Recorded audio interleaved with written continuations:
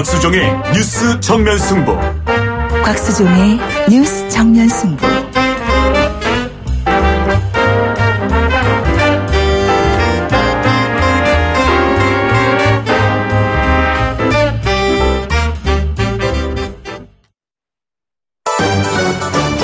김작이 묻고 곽박이 경제로 답한다.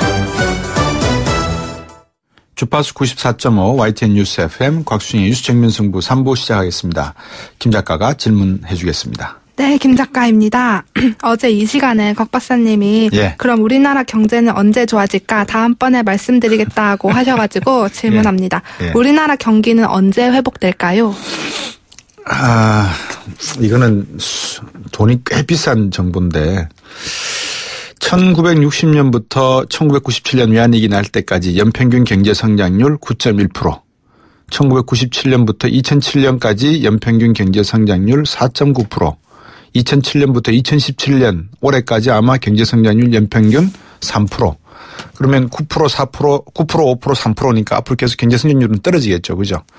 그럼 한국 경제가 좋아진다는 말은 어떤 의미에서 좋아진다는 것을 각각이 느낄까? 예를 들어 돈이 많이 들어오면 좋아진다라고 느끼나 아니면 이 정도 소득이라도 큰 물가 걱정 없이 집 걱정 없이 교육 걱정 없이 살 수 있으면 행복해지는 거다. 좋아지는 거로 느낄까? 개인마다 차이가 있겠죠. 그죠? 각자마다 경기가 회복되는 차이는 있는데 제가 말씀드리는 경제가 언제쯤 회복될까의 의미는 우리나라 경제 성장률이 2%에서 3%가 잠재 성장률이에요. 잠재 성장률이라고 하는 것은 우리가 가지고 있는 노동과 자본을 다 투입했을 때 경제 성장을 일궈낼 수 있는 성장률, 이게 잠재 성장률이거든요. 그게 2.5에서 3%예요. 그럼 우리가 지금 수준의 경제 성장만 하더라도 우리 경제는 상당히 좋은 수준이다라고 이야기할 수 있다.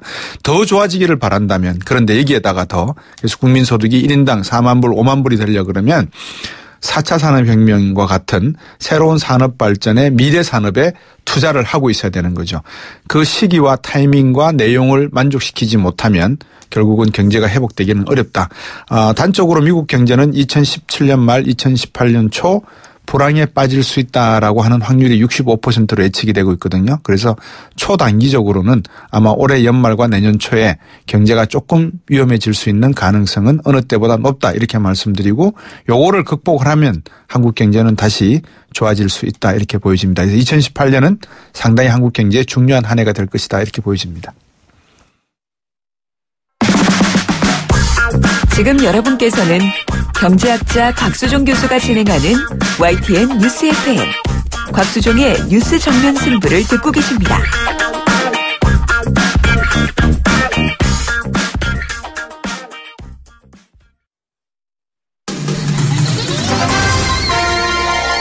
정면 스포츠.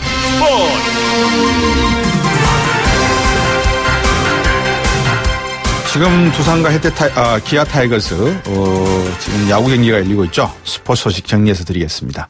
중앙일보 박민 기자입니다. 안녕하세요. 네, 안녕하세요. 제 입에는 해태 타이거스가 입에 배어가지고 자꾸 해태 타이거스 그러네요. 한국 시리즈 오늘 시작됐죠. 네, 아무래도 그 기아의 전신 해태다 보니까 요즘에 입에 또 그렇게 많이 붙은 팬들도 여전히 많은 것 같고요. 또 기아와 두산이 오후 6시 30분부터 광주에서 7전 4승제 한국 시리즈 1차전을 치르고 있는데요. 19,600석 모두 매진되고요. 입장권이 주가보다 또 3-4배 비싼 안표가 팔릴 만큼 열기가 굉장히 뜨거운 상황이고요. 그리고 문재인 대통령이 오늘 깜짝 시구를 했는데요. 또 대선 때 투표 인증을 가장 많이 하는 구단 연고지에 가서 또 시구를 하겠다고 했는데 오늘 공약을 지켰습니다. 지금 아까 안표 말씀을 하셨는데 가격이 어느 정도 형성되어 있습니까? 네, 그 좌석에 따라서 그 원가는 10,000원부터 10,000원 정도인데요. 인터넷 사이트에 들어가 보면 현재 뭐 3배, 4배, 5배까지 뛰면서 또 야구 팬들 입장에서는 또 경기장에 못 들어간 팬이 있을 만큼 열기가 굉장히 뜨겁습니다. 안표가 이게 합법입니까? 지금 불법입니까? 우리나라는? 현재 불법이고요. 사실 그 규제할 수 있는 그게 너무 좀 약한 편이라 사실 벌금 20만 원 정도밖에 매길 수가 없어서 그 좀 안표상들이 활기를 치고 있는데 좀 제도 개선이 필요하다. 또 야구 팬들은 또 이런 목소리를 내고 있습니다. 지금 기아 타이거스하고 두산 베어스가 경기를 하는데 각각 팀의 승리 확률을 어떻게 예측을 하나요? 도박사들이 보는 확률. 사실 양팀의 그런 승률을 예상하기는 좀 어려울 것 같고요. 네. 사실 1차전 승리팀의 우승 확률 정도는 그 이전 기록들로 나와 있는데요. 네. 1차전에 이긴 팀의 우승 확률이 무려 76%에 달하니까 네. 양 팀이 또 기선제압이 중요해서 네. 또 오늘 기아는 또 20승 투수 헥터, 두산은 14승 투수 리포트를 내세웠는데요. 네. 또 2회 말이 끝난 현재 또 0대0으로 팽팽히 맞서 있고요. 예. 기아 입장에서는 1회 2사 1삼루 찬스를 잡았는데 또 나주환 선수가 삼진으로 물러난 장면이 좀 아쉬웠습니다. 아깝네요. 미국도 지금 월드시리즈에서 1차전이 있었죠? 네, 맞습니다. LA 다저스가 오늘 월드시리즈 1차전에서 휴스턴을 3대1로 꺾었는데요. 네. 또 다저스는 터너 선수가 1대1로 맞선 6회 2사 1루에서 또 왼쪽 담장을 넘기는 투런 홈런을 터뜨렸고요. 네. 그리고 투수 커쇼 선수가 7이닝 동안 삼진 11개를 잡으면서 2실점밖에 안 하는 호투를 펼쳤습니다. 이 커쇼가 포스트 시즌에서 홈런을 한 방씩은 꼭 맞더라고요, 보니까. 네, 맞습니다. 정확한 지적이신 게 디비전 시리즈부터 시작해서 거의 매 경기 홈런을 맞고 있는데요. 예. 오늘도 4회에 동점 솔로 홈런을 내주면서 무너지는 게 아닌가 또 이런 우려도 있었는데 네. 삼진을 11개나 잡는 또 삼진 쇼를 펼치면서 위기를 벗어났습니다. 예. 터너 선수 아까 소개해 주셨는데요. 이 선수의 어떤 인생도 파란만장하죠, 그죠? 네, 맞습니다.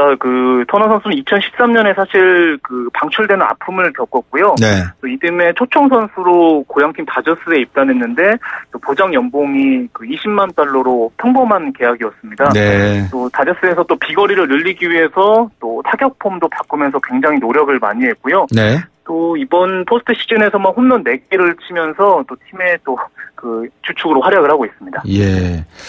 우리나라에서 야구 선수 생활을 하다가 지금 미국으로 가서 성공했던 메이저로 들어갔던 선수가 우리 이번에 두산 응원하러 왔죠.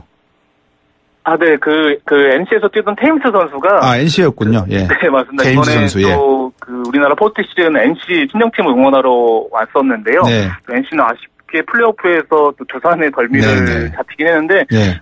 미러키에서 뛰면서 또 올 시즌에 굉장히 많은 홈런을 치면서 또 능력을 발휘를 했고요. 네. 또 친정팀에 돌아와서 직접 시구도 하면서 애정을 보여줬습니다.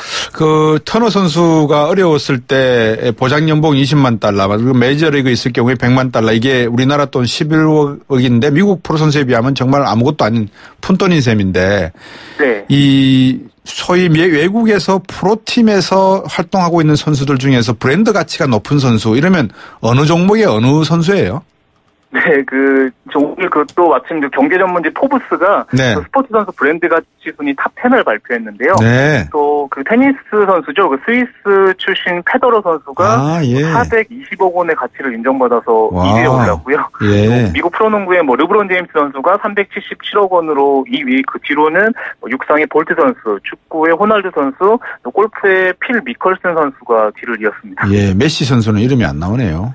메시 선수는 9위에 랭크됐고요. 예. 네, 축구 선수 중에는 호날두 선수와 메시 선수가 탑 10 안에 들어왔습니다. 예, 그렇군요. 자, 그다음에 지금 미국 프로농구 쪽에서 제가 알기로는 르브론 제임스가 상당히 좀 돈을 많이 받고 있죠, 그죠? 이 친구도. 네, 맞습니다. 르브론 제임스 선수가 거의 탑 5 안에 들 것으로 보이고요. 네. 현재로는 요즘에 휴스턴에 뛰고 있는 하든 선수가 보장 연봉 가장 많이 받고 있고요. 그리고 또 3점슛 달인이라 불리는 또 커리 선수가 또 2위에 올라 있습니다. 연봉으로 따지면. 예. 아까 김봉현 교수도 선수 시절에 상당히 좀 열악했다 그러는데 지금 이 금액 액수 이야기를 하니까 정말 하늘과 땅 차이네요. 오늘 말씀 잘 들었습니다. 고맙습니다. 네, 감사합니다. 네, 중앙일보 박민 기자였습니다. 곽수종의 뉴스 정면 승부. 방송 들으시고 의견 있으신 분들은 지금 바로 샵 0945, 샵 0945. 짧은 문자 50원, 긴 문자 100원이 부과되는 휴대전화 문자 메시지를 보내주세요. 오늘 들으신 방송은 YTN 라디오 홈페이지와 곽수종의 뉴스 정면 승부 팟캐스트를 통해 다시 확인할 수 있습니다.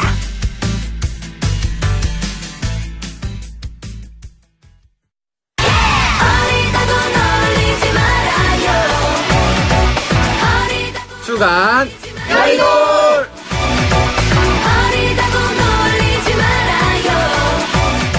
매주 수요일 이 시간에 여의도의 막내들의 젊은 생각을 한번 들어보는 시간입니다. 새롭게 생각하는 정치, 정치하는 청년, 주간 여의도 시간인데요. 오늘도 두 분 모셨습니다. 오늘은 순서를 바꿔서 한번 소개를 해드릴까요? 바른정당의 이준석 최고위원입니다. 안녕하세요. 네, 안녕하세요. 더불어민주당의 정당발전위원회 장경태 의원입니다. 안녕하세요. 네, 안녕하세요. 예, 오늘은 이제 저희들이 부동산 정책 이야기를 좀 해볼까 해요. 왜냐하면 어제 정부가 주택담보대출 관련해서 가계부채 관련해서 여러 가지 대책을 내놨기 때문에 그리고 좀 최근에 젊은 분들이 고민하는 것 중에 집을 주거 문제가 또 상당히 크잖아요. 그렇죠. 네. 그래서 오늘 부동산 정책 얘기를 한번 말씀을 나눠볼까 합니다. 먼저 두 분은 현재 어떻게 주거 형태가 됩니까? 자가, 전세, 월세 아니면 사골세 뭐 어떤 겁니까? 지금 저는 현재 뭐 반전세 형태로 살고 있고요. 반전세. 사실상. 예. 그리고 제가 올해 초에 이제 빚을 많이 얻어가지고 한 채 재개발하는 걸 하나 사놨습니다. 재건축하는 거. 재건축하는 거를. 예. 근데 왜냐면 저희 동네에 이제 상계동이 이제 재건축 단지가 없어가지고 한 단지밖에 없어가지고 나중에 그래도 올해 살 집인데 하면서 새 집을 사보자 그래서 재건축 하나 사놨습니다. 예. 그 강남 재건축이라 그러면 큰일 납니다. 네. 상계동 재건축입니다. 상계동 단지. 예. 네. 그건 분명히 밝히셔야 돼요. 그다음에 우리 장인태 의원. 네, 저는 월세에 살고 있는데요. 예. 지방 출신이라서 아무래도 1, 2년에 한 번씩 이사를 했고요. 예. 또 학교 다닐 때도 학교 근처에서 살다가 요즘에는 뭐 학교 다닐 때는 당연히 고시원, 자취방, 뭐 반지하 등을 다 살아봤고요. 예. 요즘에도 뭐 그렇게 좋은 주거 환경은 아닙니다. 아무래도 목돈이 필요하다 보니까 그리고 좋은 주거 환경은 아니지만 또 많이 만족하며 살고 있습니다. 가만있어 봐. 좀 날카로운 질문 하나 이준석 의원한테 던져야 되겠다. 예. 지금 직업이 뭐예요? 저요? 예. 방송인 플러스 정치인. 방송 플러스 정치인. 예. 대출 받을 수 있었나요? 대출 받을 수 있었죠. 왜냐면 주담대니까 이거는. 주담이니까. 네, 주담대니까 제가 사면서 받을 수 있었고. 다만 근데 이제 신용대출 하려고 그러면 좀 머리가 아프겠죠. 그렇구나. 청취자 여러분들 다 들으셨죠? 어떤 분은 대물림하면 안 된다. 불을 그랬다가 한 8억 정도 중학교 딸한테 물려준 분도 계신다고 하는데 다 까야 됩니다, 이제는. 네, 다 들춰내고 이야기를 해야 됩니다. 과거에 지금 서울에서 집 한 채 마련하려면 월급 한 푼도 안 쓰고 뭐 10년 모아야 된다 이런 이야기 많이 했잖아요. 그죠? 지금 이런 얘기를 하면서도 이 기간이 점점 짧아지고 있다는 통계가 있어요. 예를 들면 생애 첫 집을 마련하는데 걸린 시간이 결국 평균 6.7년이다. 약 7년 정도. 생애 최초 주택 마련 소요 기간이 2010년 8.5년에서 2012년 8년, 2014년 6.9년에 의해서 지난해는 6.7년 이렇게 계속 감소 추세인데 이거 부동산 불패 신화를 자랑하는 강남 4구에서 지난해하고 이렇게 비교해서 주택 거래량 가장 두드러지게 증가한 세대가 놀랍게도 29세 이하입니다. 이게 어떤 의미예요? 강남에서 29세 이하가 주택 거래량이 가장 많다고요? 그러니까 이게 이제 정부에서 이제 이걸 기반으로서 이거를 근거로 해서 이제 강남 부동산을 잡아야 되겠다고 발표한 자료 속에 있는 건데 제가 그래서 저도 이해가 안 가가지고 도대체 29살 이하가 얼마나 집을 산 거야 그랬더니만 5월 기준으로 29살이 산 게 이하가 산 게 134건이라 그러더라고요. 그러니까 전체 거래량 3,997건에 비해 가지고 뭐 한 대략 비율로 봤을 때 한 3% 4% 정도 되는 비율이니까 아직까지도 적다고 봐야 되는 게 맞겠죠, 사실은. 근데 이제 우리 장인태 의원은 어떻게 들으셨어요? 아무래도 이제 29세 이하가 많이 샀다는 것은 뭐 비율적으로는 조금 뭐 두드러지긴 합니다만 어찌되었건 이분들의 자력으로 사시진 않았을 거예요. 결국 이 뭐 사실 주거량이 많아졌다 이렇게 표현하기보다는 이제는 내 돈으로 사는 게 아닌 은행 빚으로 사는 시대라서 그런 것 같습니다. 이제 가계부채가 1,400조까지 늘어나고 있지 않습니까? 결국 이 기간이 짧아지고 있는 것은 집값이 낮아져서가 아니라 주택 대출 상품이 많아졌고 또 금리도 2.9% 정도로 낮아져서 그런 현상이 나타나는 것 같습니다. 자, 이 방송을 청취하는 청취자분들께서 한번 유념을 하셔서 좀 들어봐 주실 것은 빚을 내어서 자산을 늘리는 것은 결코 경제 활동에 있어서 나쁜 활동이 아닙니다. 이걸 부담할 수 있고 원리금 상환을 할 수가 있고 이게 오히려 건전한 신용관계를 구축해 나가는 데 있어서 필수적인 충분적인 요소도 되기도 합니다. 그래서 무조건 주택담보대출을 내어서 집을 샀다라고 하는 것을 사실적인 관점에서 보실 필요는 없고 충분한 경제활동에 중요한 가치를 가지고 있다 이런 의미에서 보시고 29세 이하가 이렇게 주택 거래량이 134건 늘어나고 있는 상태를 여쭤본 이유는 29세 그러면 이제 대학 졸업하고 군대 갔다 와서 남자 같은 경우에는 직장생활을 갓 시작할 나이인데 그렇죠. 이게 과연 원리금 상환에 합당한 강남 4구의 어떤 집 구매가 되겠는가. 그렇지 않으면 이제 부모님들한테 받은 건데 그러면 상속세, 양도세, 증여세를 봐야 되잖아요. 그죠? 요즘은 뭐 어차피 뭐 주택 매매를 이 지역에서 했다고 하면은 네. 거의 다 이제 국세청에서 들어가니까. 그렇죠. 그렇기 때문에 이 부분은 뭐 그래도 과거보다는 투명해졌다고 말할 수 있겠지만은 다만 그런 문제죠. 결국에는 그렇게 집을 산 사람들이 네. 투자 목적이겠냐 거주 목적이겠냐는 한번 살펴봐야 될 것 같습니다. 네. 왜냐하면은 사실 투자 목적을 그러니까 갓 이제 그 취업하고 한 세대 같은 경우에는 네. 강남이라는 주거지의 매력이 그렇게까지도 크지 않습니다. 예. 왜냐하면 나중에 취학 연령이 되거나 이랬을 때는 이제 그 학군이라는 특수한 그 요소 때문에 그게 부각될 수 있겠지만은 그 전까지는 사실 왜 내가 여기 10억짜리 집을 깔고 앉아 있느냐에 대해서 고민할 수밖에 없는 그런 시기거든요. 그렇죠. 그러니까 사실상은 추가적인 집값 상승이 있을 것이다라는 걸 목표로 한 소위 말하는 갭 투자 성격의 가능성이 높다. 예. 이렇게 보는 건 합리적일 것 같습니다. 예. 장영태 의원 민주당에서는 이 문제를 어떻게 보고 계세요? 청년당 저 위원회 쪽에서 좀 관심 있게 보셔야 될 부분 같아서. 사실 이제 집은 투기가 아닌 주거의 개념이 되어야 되는데요. 저는 예. 이제 무분별한 그러니까 빚을 내는 것 자체가 경제활동의 예. 일환으로 보지만 무분별한 빚을 냈기 때문에 문제라고 생각을 하는 겁니다. 네. 정부가 이번에 발표한 가계부채 차주를 상환 능력에 따라서 분류한 현황을 보면 얼마나 그동안 가계대출이 마구잡이로 이루어져 왔는지 적나라하게 보여줍니다. 결국 담보만 있으면 사실상 소득이나 자산 등의 상환 능력은 묻고 따지지도 않고 대출을 해줬고요. 네. 정말 쉬운 영업을 해왔습니다. 그래서 이 A부터 D그룹으로 나눠서 상환 능력이 있는 A그룹 그리고 상환 능력이 없는 D그룹까지 봤을 때 대부분 뭐 A그룹이 가장 많은 차지하고 있습니다만 1,400조 중에서 한 724조 원 정도, 53% 예. 정도가 A그룹이었고요. 예. B그룹에 조금 이제 자산은 적지만 소득이 충분하다든지 아니면 소득은 적지만 자산이 충분한 경우가 한 39% 정도 B그룹을 형성했고요. 예. 소득과 자산이 모두 부족한데도 부채를 짊어질 수 있었던 비율이 7%, 94조 원 정도 됩니다. 이미 이것도 상당히 만만치 않은 거고요. D그룹의 상환불능한 장기 연체든지 혹은 소멸시효 가 완성된 채무의 경우도 지금 부실화된 채무가 100조 원에 다다르고 있습니다. 그래서 네. 아마도 이런 부분에 대해서 너무 무분별하게 장사하지 않았나 이런 관측을 하고 있습니다. 저는 그런데요. 이게 우리가 무분별하다는 것도 정의가 참 모호합니다. 예. 그렇기 때문에 실제 지금 보면은 집 사시는 분 중에 가계부채 없는 분 없을걸요. 거의 다 빚을 내서 어느 정도 투자를 하게 될 텐데 이게 뭐 레버리지 투자를 노린 것도 아니고 실제 가용 자금이 그 정도밖에 없기 때문에 이렇게 한 것인데 왜 그럼 이런 선택을 하느냐. 실제로 우리나라의 주거 비용을 낮추는 방식이 차라리 빚을 끼고 집을 사거나 전세를 사는 것이 월세에 비해서 월등하게 비용이 저렴하거든요. 네. 그렇기 때문에 사실 그 비용을 줄이기 위해서 이런 선택하는 분들도 많다는 걸 이해되는데 지금 만약 가계부채를 옥죄겠다라고 한다면은 이건 실질적으로 전세를 그러니까 보통 정부가 이건 이번 정부도 마찬가지고 박근혜 정부 때도 마찬가지고 국민들한테 말하겠다는 다르게 하지만은 가계부채 대책이라고 하는 게 보통 가계부채 줄이는 가장 쉬운 방법은 전세를 월세로 전환시키면 됩니다.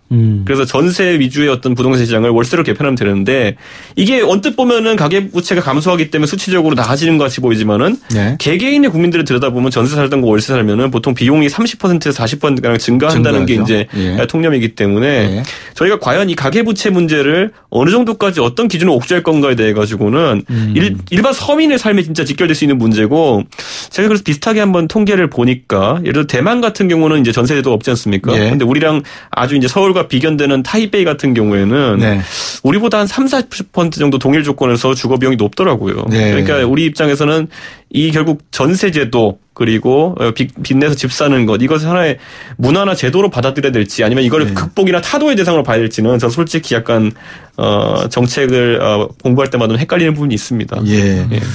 그 집값에 대한 가격 결정 문제를 결정하는 요인들은 많이 있겠습니다만 뭐 선뜻 떠오르는 것은 지금 주택이 어떻게 수급 상황이 되어 있느냐. 그렇죠. 공급이 수요보다 많으냐 적으냐. 두 번째는 인구 구조가 앞으로 어떻게 변해갈 것이냐. 그리고 세 번째는 이자와 같은 비용 부담 문제가 어느 정도까지 영향을 주느냐. 뭐 이런 문제들이 중요한 결정 요인이 아니겠습니까? 물론 소득도 포함이 되지만 김현미 장관이 이 문제 지금 지적하면서 부동산 투기 주장을 좌시하지 않겠다 이렇게 단호한 메시지를 던졌는데 정부가 부동산 정책의 목표를 투기 조장을 좌시하지 않겠다에다가 초점을 두는 것인지 아니면 부동산 가격, 주거의 안전 아까 우리 이준석 의원이 지적한 대로 주거비, 교육비 중에서 주거비의 어떤 안정적인 지속 문제를 고민을 하겠다는 것인지 어디에가 초점을 둬야 될까요? 우리 장경태 의원. 일단 뭐 대출만 잡는 것도 사실 매우 효과적일 수 있습니다만 네. 근본적으로 부동산 가격 자체가 너무 높게 형성되어 있는 것도 문제입니다. 네. 그러니까 우리나라가 아무래도 주택보급률이 지금 현재 전국적으로는 103% 이미 100%를 초과 달성하고 있고 네. 이것도 사실 한 3, 4년 된 통계 같은데요. 네. 이미 수도권의 주택보급률도 97%에 다다르고 있습니다. 그런데 문제는 왜 주거를 소유한 국민들이 없느냐 이게 문제죠. 주택은 분명히 우리 가구당 가구 대비 주택보급은 되어 있는데 왜 우리나라에는 주택을 소유한 분들이 왜 이렇게 없는가? 결국 1가구 다주택 소유자들의 문제거든요. 이 부분에 대해서 어떻게 이 투기로서 주거를 소유한 분들, 이 부분들을 어떻게 잡아나갈 것인가가 아마 김현미 장관께서 이번 주거복지 로드맵을 발표하면서 말씀하신 것 같고요. 결국 네. 공급 확대 대신 수요 억제 정책이라고 보시는 분들도 계신 것 같은데 그렇지 않습니다. 신혼희망타운 5만 가구 조성하고요. 공적 임대주택 연 17만 가구 공급하고요. 또 임대사업자들에게도 세제 혜택을 만들고 있습니다. 그리고 임대주택 등록 의무화 방안을 만들어서 결국 이 다주택을 소유한 분들이 합법적으로 또 임대주택을 등록해서 사업자로서 등록해서 활동하실 수 있도록 그런 제도를 좀 만들고 있는 거기 때문에 음지에서 지금 활동하는 것들을 양지로 좀 더 끌어올리고 있다 이렇게 보시면 되겠습니다. 저는 주택 공급이 충분하다라는 입장에서 이제 정부는 이런 걸 펼치고 있는 것 같은데 사실 젊은 사람 입장에서 저도 상계동에 보면 집이 많은데 이번에 재건축하는 데를 새로 하는 이유는 뭐냐면은 저는 그래도 제가 앞으로 영구히 살 집이라면은 제 그냥 33살의 기준에서 지하주차장은 있었으면 좋겠어요. 네, 딱 그 생각 하나 했으면 저는 사실 왜냐하면 그것이 많은 걸 상징하는 주거 환경에 대한 건 많은 걸 상징하는 것인데 그만큼 수요는 복잡한 겁니다. 그러니까 뭐냐면은 결국에는 상계동에 집이 10만 채 있고 사고 싶은 사람이 10만 명 있다 그래가지고 수요와 공급이 맞는 게 아니라는 거죠. 그렇죠. 가장 대표적인 예로 지금 보면은 강남에 그럼 왜 수요가 몰리는 일이라 살펴보면은 네. 결국엔 최근에 한 15년간의 교통인프라 확충이라든지 아니면 시설 확충이라는 것이 강남 위주로 진행되었기 때문에 네. 주거 환경이 많이 차이 나는 겁니다. 예전에 기억나는 게 지하철이 4호선까지밖에 없을 때는 4호선 끝은 상계동이고 3호선 끝은 대치동이고 일원동이고 수서동이었습니다. 네. 수서였습니다. 그런데 그곳들에는 더 많은 시설들이 이제 생기게 되고 하면서 그 당시 전부 다 아파트 30평 기준으로 한 1억 5천 하던 것들이 이제는 7, 8배까지 차이 나거든요. 가격이. 그렇죠. 그러니까 이건 뭐냐면 결국에는 정부에서 수요와 공급이라는 걸 단순하게 이제 판단할 것이 아니라 결국엔 주거에 어떤 영향을 미치느냐, 어떤 조건의 주택들이 많느냐를 살펴야 되는 것인데 네. 저는 물론 지난 10년간의 보수 정권에서 그걸 하지 못했고 네. 물론 서울시장은 계속 바뀌면서 또 서울시장에서도 바뀌는 네. 시정부를 하지 못했는데 주거 환경을 어떻게 다잡아갈 것이냐를 저는 고민해봐야 된다 생각합니다. 뉴스 정면승부 정치하는 청년 주간 여의도를 진행하고 있습니다. 더불어민주당 정당발전위원회 정경태 위원, 바른정당 이준석 최고위원과 함께 진행하고 있는데요. 계속해서 4부에서 돌아와서 주택 문제 짚어보도록 하겠습니다.